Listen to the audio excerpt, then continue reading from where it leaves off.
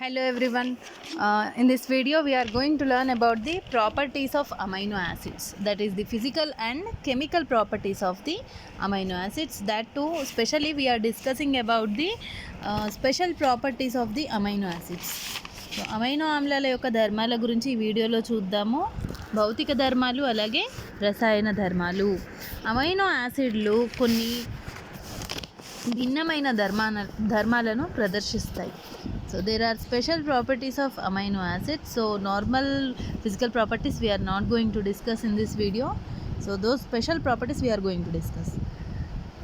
So ఇక్కడ భౌతిక ధర్మాలు ఏమేమి ఉన్నాయి? భౌతిక ధర్మాలు physical properties are the amino acids they show optical activity except glycine. The all natural amino acids they are optically active. So they show optical activity. And these amino acids, the natural amino acids, they contain the L configuration. సహజ amino ఆమ్లాలన్నీ కూడా ధ్రువణ సాదృశ్యాన్ని ప్రదర్శిస్తాయి.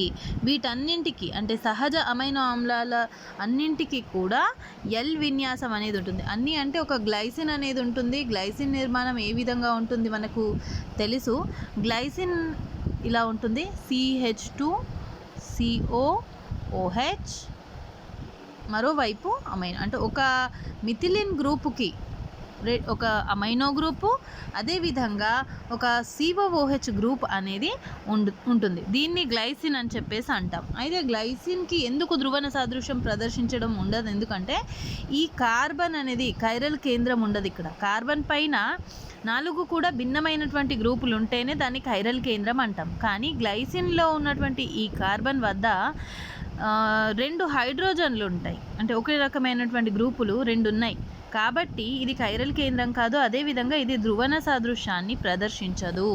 See, as the glycine molecule, this methylene carbon is having 2 same groups, that is 2 hydrogens. This glycine cannot show, that is glycine is not having a chiral center and it does not exhibit the optical activity. So except glycine, all the natural amino acids they show optical activity and they have the L configuration.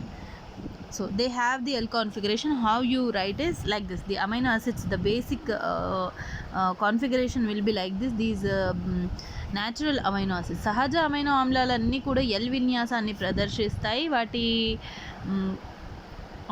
Amino group అనేది left side ఉంటుంది, ఎడం వైపు. మనము L గ్లిజరాల్డిహైడ్తో పోల్చినప్పుడు వీటి నిర్మాణం ఈ విధంగా, ఈ అమైనో గ్రూప్ ఎడం వైపు ఉంటుంది కాబట్టి వీటికి ఎల్ విన్యాసం అనేది ఉంటుంది. This amino group is to the left side in all these natural amino acids.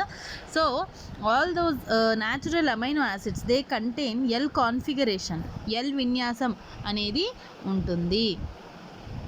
Next, ఇవన్నీ కూడా Zwitter ion లాగా ఉంటాయి. All these amino acids they are Zwitter ions. What is a Zwitter ion? Zwitter ion is any species or the molecule which is having 2 types of charges.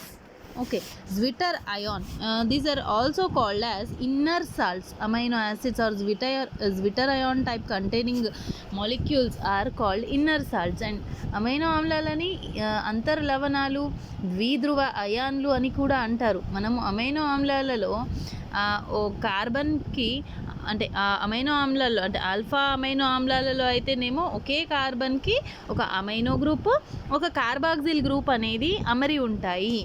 అయితే సాధారణంగా అన్ని amino ఆమ్లాలలో కూడా amino group అలాగే carboxyl group అనేది ఖచ్చితంగా ఉంటుంది. All the amino acids contain at least 1 amino group and at least 1 carboxylic acid group.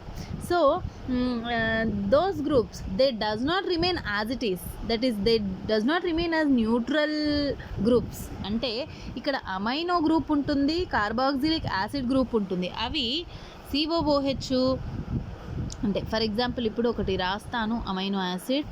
So CHR అంటే ఒక basic general amino acid, alpha amino acid ఇది. ఈ ఆల్ఫా అమైనో యాసిడ్లో ఒక కార్బన్కి ఒక COOH ఉంది, ఒక NH2 గ్రూప్ ఉంది. అయితే ఇక్కడ చూడండి COOH, NH2 ఇవేంటి అయాన్ లాగా లేవు. ఎలా ఉన్నాయి? Neutral groups. ఇవి తటస్థ గ్రూపుల్లాగా ఉన్నాయి, సమూహాలు ఉన్నాయి ఇక్కడ, అంతేగాని అయాన్లు లేవు. కానీ అంటే మనం చూస్తే నిర్మాణం ఈ విధంగా ఉందని మనం అనుకుంటాం, కానీ నిజానికి ఈ విధంగా ఉండవు అమైనో ఆమ్లాలు. ఎలా ఉంటాయంటే ఇక్కడ రాస్తాను చూడండి. ఈ అమైనో గ్రూప్ అనేది నైట్రోజన్ పై ఉన్న ఒంటరి ఎలక్ట్రాన్ జంట ఒక హైడ్రోజన్ని స్వీకరించి N+గా మారుతుంది. అంటే నైట్రోజన్ పైన ఒక ధనావేశం CHR COO- అంటే ఈ కార్బాక్సిల్ గ్రూపులో ఉన్నటువంటి హైడ్రోజను ఈ బేసిక్ గ్రూప్ చూడండి, ఇదొక ఆమ్ల గ్రూప్, ఇదొక క్షార group. This is a basic group amino group and this is a acidic group. Acidic group tends to lose the H+ ion. Basic group, it takes up the proton. Okay, so this is the basic group. It tries to take away the proton from the carboxyl acid group. So this nitrogen, it gets converted into this ion, NH3+ ion, and the carboxyl acid group, it gets converted into carboxylate ion, ionic state. A dipolar ion is founded here. Okay, if dipolar, two poles are there here, negative pole, positive pole. Such type of ionic structure is a Zwitter ion. Okay, that's why it is called inner salt, because see here, both the acid group and basic group are present within a single molecule and it forms an inner salt. This is an inner salt. So that's why this Zwitter ionic form is also called as inner salt. Amino acids are inner salts. ఇక్కడ చూడండి Zwitter ion స్వరూపం ఎందుకు ఉంటుందంటే, ఒక amino ఆమ్లంలో amino group, carboxyl group అనేవి రెండు కూడా ఉన్నాయి. అమైనో గ్రూప్లో ఇది క్షార గ్రూపు, కార్బాక్సిలిక్ ఆమ్లం అనేది ఆమ్ల గ్రూపు. ఆమ్లం ఎప్పుడు కూడా ప్రోటాన్ని తొలగించడానికి సిద్ధంగా ఉంటుంది, అంటే ప్రోటాన్ని విడుదల చేస్తుంది ఆమ్ల గ్రూపు. క్షార గ్రూపు ప్రోటాన్ని స్వీకరిస్తుంది.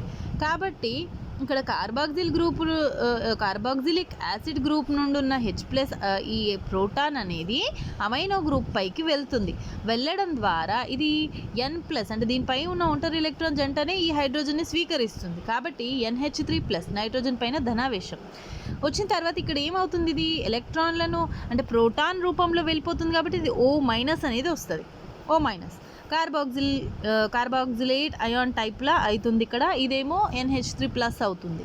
సో దీని అంతర్లవణం అని కూడా అంటాం, ఎందుకంటే క్షార గ్రూపు, ఆమ్ల గ్రూపు రెండు ఉన్నాయి, రెండు కలిసి ఒక లవణం లాంటి స్వరూపాన్ని ఇస్తున్నాయి. ఇది ఒక ద్విధ్రువ అయానిక స్వరూపంలో ఉన్నాయి, దాన్ని Zwitter అయాన్ అంటాం. అందుకే అమైనో ఆమ్లము ఒక Zwitter అయాన్. ఇవి Zwitter అయాన్ రూపంలో ఉంటాయి. అంటే మళ్ళీ ఒకసారి చూడండి, ఒక సమ్మేళనం నందు ధనావేశం, రుణావేశం రెండు కూడా ఒకటే నిర్మాణంలో ఉంటాయి. కాబట్టి ఇలా ఉండే వాటిని Zwitter అయాన్ లేదా ద్విధ్రువ అయాన్ అని అంటారు. This molecule, a molecule which is containing equal number of positively charged and negatively charged functional groups are called Zwitter ions. These Zwitter ions are electrically neutral.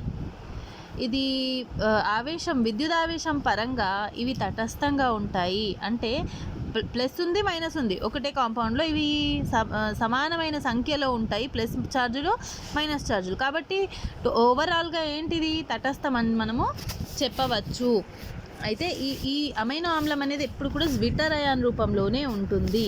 అయితే Zwitter అయాన్ రూపంలో ఉండడం వలన amino ఆమ్లాల ధర్మాలు ఏ విధంగా మారుతాయి అంటే, వాటి ధర్మాలు ఈ Zwitter అయాన్ ఉండడం వల్లనే కొన్ని ధర్మాలు భిన్నంగా ఉంటాయి. అవి ఏంటంటే, అమైనో ఆమ్లాలు ఇవన్నీ కూడా కర్బన సమ్మేళనాలు అయినా కూడా వీటికి అయానిక పదార్థాల్లాగా అధిక ద్రవీభవన స్థానము, బాష్పీభవన స్థానాలు ఉంటాయి. ఇవి స్ఫటిక పదార్థాలు. అంటే కర్బన పదార్థాలు సాధారణంగా మనకు అయానిక పదార్థాల కంటే కూడా కర్బన పదార్థాలకి ద్రవీభవన స్థానం, బాష్పీభవన స్థానాలు తక్కువగా ఉంటాయి. కానీ ఇవి అయానిక స్వరూపంలో ఉన్నాయి, అయానిక సమ్మేళనాల్లాగా ప్రవర్తిస్తున్నాయి. కాబట్టి వీటి ద్రవీభవన స్థానం, బాష్పీభవన స్థానము చాలా అధికంగా ఉంటుంది. స్ఫటిక రూపంలో ఈ అమైనో ఆమ్లాలు అనేవి ఉంటాయి. So amino acids, they have high melting and boiling points. The reason is that they behave, even though there are organic compounds or carbon compounds, they have covalent bonds and everything, but what is happening, they are behaving as ionic compounds due to presence of these charges. So they have high melting and boiling points, and have crystal type of structures due to this ionic states. Okay, this plus charge on nitrogen and negative charge on the carboxylate, they behave as ionic compounds. And amino ఆమ్లాలకు అధిక ద్విధ్రువ భ్రామకాలు అనేవి ఉంటాయి. So ద్విధ్రువ భ్రామకం అనేది అధికంగా కలిగి ఉంటుంది. Next ఏంటంటే, అమైనో ఆమ్లాలు ఈ విధంగా అయానిక స్వరూపంలో ఉంటాయి కాబట్టే ఇవి కర్బన పదార్థాలు అయినప్పటికీ కూడా నీటిలో కరుగుతాయి. ద్రావణీయత అనేది ఉంటుంది నీటిలో. These amino acids, even though they are organic compounds, they are easily soluble in this aqueous solvents or water. They can be easily soluble in the aqueous solvents or water because they have this ionic nature. ఇంకొక important thing ఏంటంటే, మామూలుగా మనకి ప్రమేయ సమూహాలు అనేవి IR spectroscopy ద్వారా మనము spectrum తీస్తే మనకు ఏ ప్రమేయ సమూహం ఉందనేది తెలిసిపోతుంది. అయితే దీని అమైనో ఆమ్లాల యొక్క ఐఆర్ స్పెక్ట్రమ్ తీసినప్పుడు మనకి ఏ ప్రమేయ సమూహాలు ఉంటాయి అమైనో ఆమ్లాల్లో? అమైనో గ్రూపు, ఆమ్ల గ్రూప్ అంటే కార్బాక్సిల్ గ్రూపు, వాటికి సంబంధించిన పీక్స్ అనేవి మనకు కనిపించాలి ఐఆర్ స్పెక్ట్రంలో. కానీ ఈ అమైనో ఆమ్లాలని మనము ఐఆర్ స్పెక్ట్రమ్ అనేది తీసినప్పుడు మనం ఊహించినట్టుగా ఆ amino group, carboxyl acid group, ఆ ప్రమేయ సమూహాలకు సంబంధించినటువంటి ఆ పీక్స్ అనేవి మనకు కనిపించవు ఐఆర్ స్పెక్ట్రంలో. ఎందుకు కనిపించవంటే అది కార్బాక్సిల్ యాసిడ్ గ్రూప్ రూపంలో ఉండదు. COOH అనేది COO మైనస్గా ఉంటుంది. అమైనో గ్రూప్ అనేది NH3+గా ఉంటుంది. అందుకే అమైనో గ్రూపు, కార్బాక్సిల్ గ్రూపుకు సంబంధించినటువంటి స్పెషల్ ఫ్రీక్వెన్సీ దగ్గర ఉండాల్సినటువంటి పీక్స్ అనేవి కనిపించవు. Amino group and carboxyl group, they show different peaks in the IR spectrum, but what is happening, the amino group is converting into NH3+ and the carboxylic acid is converting into COO-. So their special peaks are absent in the IR spectrum of the amino acids. So this is the main proof for the zwitterionic nature of the amino acid. ఈ IR స్పెక్ట్రమే ఈ zwitter ion రూపంలో amino ఆమ్లాలు ఉన్నాయనడానికి సాక్ష్యం. So ఇదొక ధర్మం. Next, isoelectric point. Isoelectric point అంటే సమవిద్యుత్ స్థానము. What is mean by isoelectric point? Isoelectric point is the pH at which the amino acid molecule carries no net electrical charge. అంటే ద్రావణం ఏ pH వద్ద అయితే ఏదైనా ద్రావణంలో మనం ఒక అమైనో ఆమ్లాన్ని తీసుకున్నప్పుడు ఆ ద్రావణం యొక్క ఏ pH వద్ద అయితే అమైనో ఆమ్ల ద్రావణము నికర ఆవేశంని కలిగి ఉండదో ఆ pHని సమవిద్యుత్ స్థానము అని అంటారు. ఎటువంటి ఆవేశం లేకుండా అదొక తటస్థ అణువులాగా ఏ pH వద్ద అయితే మనకు కనిపిస్తుందో ఆ pHని ఐసోఎలెక్ట్రిక్ పాయింట్ అని అంటారు. pH అంటే తెలుసు కదా, negative logarithm of hydrogen atom, concentration of hydrogen atom, negative logarithm. So దాన్నే pH అని చెప్పేసి అంటాం. So this pH wear the amino acid carries no net electrical charge, or we can also say the pH at which amino acid does not migrate in an electric field.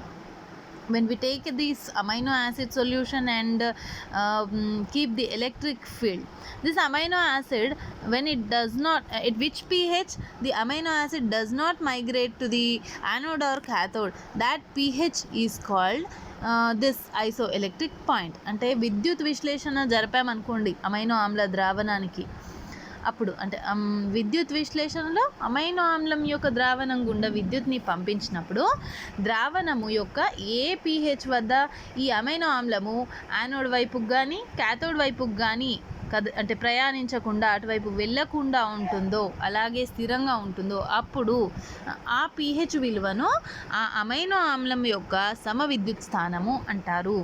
అంటే normal కండిషన్స్లో ఈ సమవిద్యుత్ స్థానము వద్ద కాకుండా వేరే పీహెచ్ల వద్ద ఏమవుతుందంటే అయితే యానోడ్ వద్దకు కానీ లేదా క్యాథోడ్ వద్దకు కానీ ఈ అమైనో ఆమ్లం అనేది కదులుతుంది, ప్రయాణిస్తుంది. కానీ ఈ పర్టికులర్ పీహెచ్ అంటే సమవిద్యుత్ స్థానము అనే ఒక పీహెచ్ వద్ద అమైనో ఆమ్లము ఎటువంటి ఆవేశము కలిగి ఉండకుండా అది యానోడ్ వైపుకు కానీ క్యాథోడ్ వైపుకు కానీ కదలకుండా ఉంటుంది. ఆ పీహెచ్నే సమవిద్యుత్ స్థానం అంటారు. At the isoelectric point this amino acid does not migrate to cathode or anode when electric field is applied.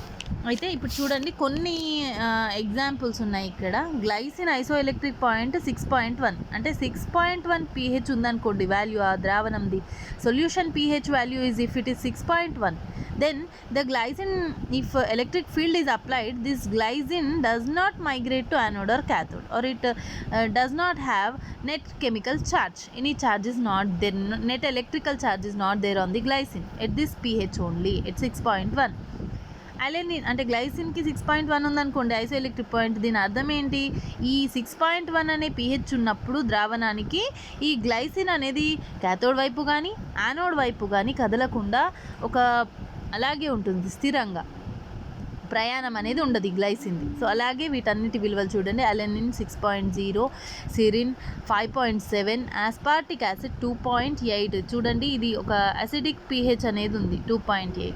అదే లైసిన్ చూసుకోండి 9.7 pH అంటే బేసిక్ pH. ఈ బేసిక్ pH వాల్యూ ఉన్నప్పుడు లైసిన్ ఐసోఎలెక్ట్రిక్ పాయింట్ కాబట్టి అప్పుడే లైసిన్ 9.7 ఉన్నప్పుడు ఈ లైసిన్ అనేది యానోడ్ వైపు కానీ క్యాథోడ్ వైపు కానీ కదలం ఉండదు.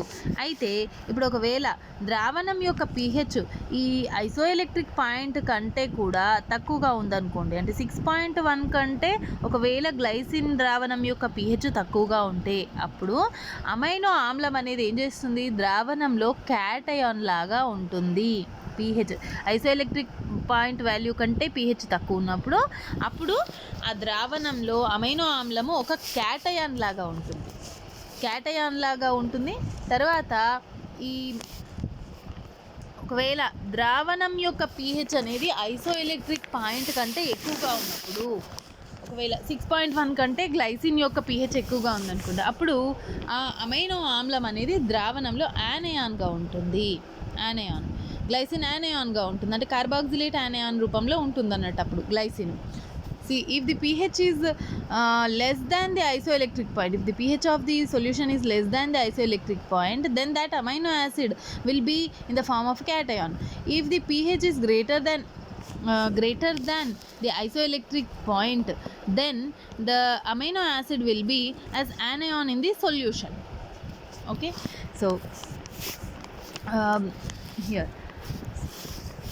another thing, generally when the pH will be less than 6.1, when it is a basic when it is the acidic solution, whenever we take the acidic medium, then the pH of the solution will be less than 6.1 or 6.0 or this 5.7 like that.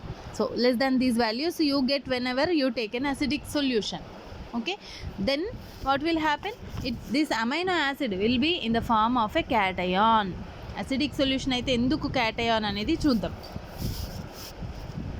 See, I will write the amino acid. Generally I told you the amino acid will be in the form of a zwitterion, CH COO minus, ఇక్కడ ఏంటి, ఇక్కడ NH3 plus. in the acidic medium H plus ions are there. So ఇక్కడ ఏమవుతుంది, ఈ COO minus అనేది H ప్లస్ని తీసుకుంటుంది, తీసుకోవడం వల్ల అది COOH అవుతుంది, అంటే న్యూట్రల్ అయిపోతుంది. RCH ఇక్కడ కింద మాత్రం ఏముంటుంది, NH3 ప్లస్ అయాన్ అలాగే ఉంటుంది. ఇదేమో COOH తటస్థం అయిపోతుంది, COOH. But here what is happening, plus charge is there on the nitrogen, so it is a cation. ఇది క్యాటయాన్ లాగానే ఉంటుంది. కాబట్టే ఆమ్ల మాధ్యమం అంటే అసిడిక్ మీడియం ఉంటేనేమో క్యాటయాన్ లాగా ఉంటాయి అమైనో యాసిడ్స్. అదే బేసిక్ మీడియం ఉందనుకోండి అప్పుడు అవి యానయాన్ లాగా ఉంటాయి. So this is about the isoelectric point. So అంటే ఇంకొక రకంగా కూడా చెప్పవచ్చు, ఐసోఎలెక్ట్రిక్ పాయింట్ ఉన్నప్పుడు అమైనో యాసిడ్ ఖచ్చితంగా జ్విట్టర్ అయాన్ లాగానే ఉంటుంది, దాని రూపం అనేది మారదు. జ్విట్టర్ అయాన్ లాగా ఉంటుంది. ఐసోఎలక్ట్రిక్ పాయింట్ వద్ద కాకుండా వేరే పరిస్థితుల్లో, అంటే either less than the isoelectric point or greater than the isoelectric point, ఆ రెండు కండిషన్లలో ఏమవుతుంది, అది అయితే క్యాటయాన్ లేదా యానయాన్ లాగా ఉంటుంది, అంతేగాని జ్విట్టర్ అయాన్ లాగా ఉండదు. జ్విట్టర్ అయాన్ లాగా కేవలము ఈ ఐసోఎలక్ట్రిక్ పాయింట్ అనే pH ఈ వాల్యూ దగ్గరనే ఉంటుంది. నెక్స్ట్, రసాయన ధర్మాలు, chemical properties of the amino acids. అయితే అమైనో నార్మల్గా ఏదైనా ఒక కర్బన సమ్మేళనంలో దాని వద్ద ఉన్నటువంటి ప్రమేయ సమూహము, ఆ ఫంక్షనల్ గ్రూపు బట్టి రియాక్షన్స్ ఉంటాయి. అంటే ఆల్కహాల్స్లో రియాక్షన్స్ ఎలా ఉంటాయి, ఆ OH గ్రూప్కి సంబంధించినటువంటి రియాక్షన్స్ ఉంటాయి, చర్యలు అనేవి OH గ్రూప్కి సంబంధించి ఉంటాయి. అదే కార్బోనిల్ కాంపౌండ్స్ అనుకోండి, కార్బోనిల్ సమ్మేళనాలు C∪OH లేదా C∪O, అంటే C∪O అంటే కార్బోనిల్ గ్రూప్ కదా, ఆ కార్బోనిల్ గ్రూపుకి సంబంధించినటువంటి రియాక్షన్స్ ఉంటాయి. అంటే ఏ ఆర్గానిక్ కాంపౌండ్ కర్బన సమ్మేళనంలో అయినా కూడా ఫంక్షనల్ గ్రూప్ ప్రమేయ సమూహాన్ని బట్టి రియాక్షన్స్ ఉంటాయి, చర్యలు అనేవి ఉంటాయి ప్రమేయ సమూహాన్ని బట్టి. కాబట్టి ఇక్కడ మనం అమైనో ఆమ్లాలను చూసినప్పుడు NH2 గ్రూప్ ఉంది, COOH గ్రూప్, రెండు గ్రూప్స్ ఉన్నాయి. కాబట్టి ఆ రెండు గ్రూపులకు సంబంధించినటువంటి చర్యలు ఉంటాయి. అలాగే ఆ రెండు గ్రూపులకు కూడా కలిసి పాల్గొనేటువంటి చర్యలు కూడా ఉంటాయి. ముందుగా మనము ఇక్కడ అమైనో గ్రూప్ యొక్క చర్యలు చూద్దాం. అమైనో గ్రూప్ చర్యలు జనరల్ రియాక్షన్స్ ఉంటాయి. చూడండి, HCl కలిపామనుకోండి, ఇది ఒక బేసిక్ గ్రూప్, క్షార గ్రూప్ కాబట్టి HCl యాసిడిక్ గ్రూప్, ఆమ్ల గ్రూప్. ఇది H+ అయాన్ని తీసుకుంటుంది, ఒక లవణం అనేది ఏర్పడుతుంది. Salt is formed here, NH3+Cl. And alkyl హ్యాలైడ్స్తో చర్య చూడండి, ఆల్కైల్ హ్యాలైడ్స్ చర్య, ఆల్కైల్ గ్రూప్ అనేది ప్రతిక్షేపించబడుతుంది నైట్రోజన్ పైన. Alkyl group get substituted on the nitrogen. తర్వాత అసిడిక్ అన్హైడ్రైడ్ అంటే అసిటైల్ గ్రూప్ అనేది ఇక్కడ చూడండి, CH3 C∪O గ్రూప్ అనేది నైట్రోజన్ పై వస్తుంది. Acetyl group gets on the nitrogen. ఇంకా ఇక్కడ చూడండి, బెంజోయిల్ క్లోరైడ్ PHCOCl, బెంజోయిల్ గ్రూప్ అనేది నైట్రోజన్ పై వస్తుంది. నెక్స్ట్ నైట్రస్ యాసిడ్ అయితే ఇక్కడ అమైనో గ్రూప్ యొక్క ప్రతిక్షేపణ, అంటే NH2 గ్రూప్ రిప్లేస్ అవుతుంది, తీసేసి అంటే NH2 గ్రూప్ వెళ్ళిపోయి అక్కడ OH అనేది వస్తుంది. తర్వాత ఇది చూడండి, 2,4 డైనైట్రోఫ్లోరోబెంజిన్, దీంట్లో కూడా ఈ గ్రూప్ అరోమాటిక్ గ్రూప్ అనేది నైట్రోజన్ పైన వస్తుంది. నెక్స్ట్ NOCl చేస్తే ఇక్కడ అమైనో గ్రూప్ ప్లేస్లో క్లోరిన్ ప్రతిక్షేపణ, సబ్స్టిట్యూషన్ అనేది ఉంటుంది. Next reactions due to carboxyl గ్రూప్కి సంబంధించినటువంటి చర్యలు. NaOHతో చర్య, అప్పుడు చర్యలో పాల్గొనే గ్రూప్ ఏది, ఆమ్ల గ్రూప్. COOH గ్రూప్ అనేది అసిడిక్ గ్రూప్, ఇది basic. So acid base salt వస్తుంది, ఇక్కడ లవణం అనేది ఏర్పడుతుంది. తర్వాత ఆల్కహాల్తోనేమో ఎస్టర్ లాంటి, అంటే నార్మల్గా కార్బాక్సిలిక్ యాసిడ్కి మనం ఒక ఆల్కహాల్ కలిపితే ఎస్టరిఫికేషన్ అనేది జరుగుతుంది.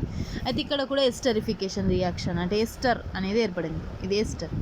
తర్వాత లిథియం అల్యూమినియం హైడ్రైడ్ ఒక క్షయకరణ కారకము, ఇది reducing agent lithium aluminium hydride. So reduction, ఇదేం రిడక్షను, COOH ఒకటే ఉంది రెడ్యూస్ అయ్యేది ఇక్కడ, సో ఇది CH2OHగా రెడ్యూస్ అవుతుంది, క్షయకరణం అవుతుంది కార్బాక్సిల్ గ్రూపుది. తర్వాత అమోనియాతో చర్య.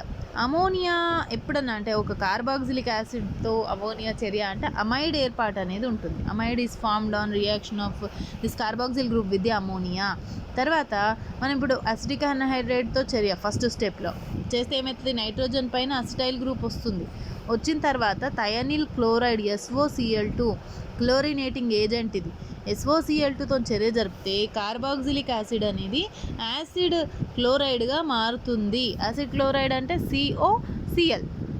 సో నైట్రోజన్ పైన అసిటైల్ గ్రూప్ ఫస్ట్ స్టెప్లో, తర్వాత యాసిడ్ హాలైడ్ అనేది వస్తుంది. తర్వాత బేరియం హైడ్రాక్సైడ్తో చర్య జరిపి వేడి చేయడము. బేరియం హైడ్రాక్సైడ్తో చర్య జరిపి వేడి చేస్తే ఏమవుతుందంటే ఇక్కడ CO2 గ్రూప్ అనేది తొలగించబడుతుంది. CO2 కార్బన్ డైఆక్సైడ్ వెళ్ళిపోతుంది, దాని వలన ఇది ఒక ప్రైమరీ అమైన్ లాగా మారుతుంది. Next reactions due to carboxyl group and amino group, రెండు కూడా పాల్గొనేటువంటి చర్యలు. ఇందులో చూడండి, ఇది alpha amino acid. Alpha amino acid, beta amino acid, next దాంట్లో ఏంటంటే gamma and delta amino acid. ఇవన్నీ ఎట్లా చర్యలో పాల్గొంటాయి? ఇది ఒక ఇంపార్టెంట్ రియాక్షన్. చూడండి, మనము ఒక ఆల్ఫా అమైనో ఆమ్లాన్ని వేడి చేసినప్పుడు మనకి ఒక సైక్లిక్ డై అమైడ్ అనేది ఫామ్ అవుతుంది. If you heat this alpha amino acid, a cyclic diamide is form here. You see, అమైడ్లో 2 గ్రూప్స్ ఉన్నాయి and it is cyclic. So cyclic diamide. And beta amino acid, upon heating it forms alpha beta unsaturated acid by the removal of ammonia.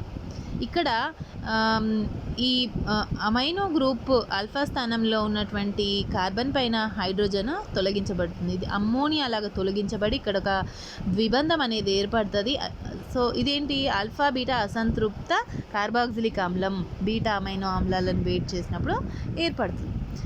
ఒకవేళ gamma amino ఆమ్లాలను వేడి చేస్తే అప్పుడు ఒక gamma lactam, దీన్ని lactam అంటాము cyclic అమైడ్ని, gamma lactam అనేది ఏర్పడుతుంది.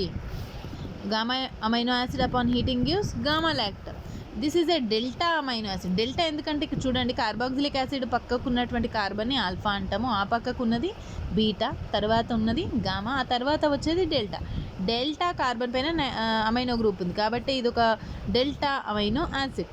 Delta amino యాసిడ్ని వేడి చేస్తే ఏమొస్తుంది? హీట్ చేస్తే డెల్టా లాక్టమ్, ఒక 6 మెంబర్డ్ రింగ్ అనేది వస్తుంది. ఇక్కడ డెల్టా లాక్టమ్ అనేది ఏర్పడుతుంది.